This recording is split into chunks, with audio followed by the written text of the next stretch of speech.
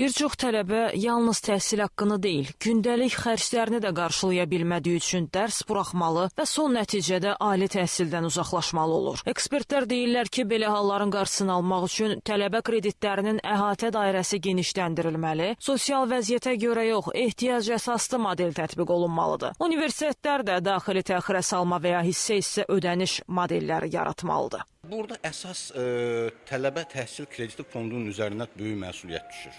Yəni, tələbə təhsil krediti fondu əslində bu istiqamətdə fəaliyyətini daha genişləndirməlidir, düşünürəm.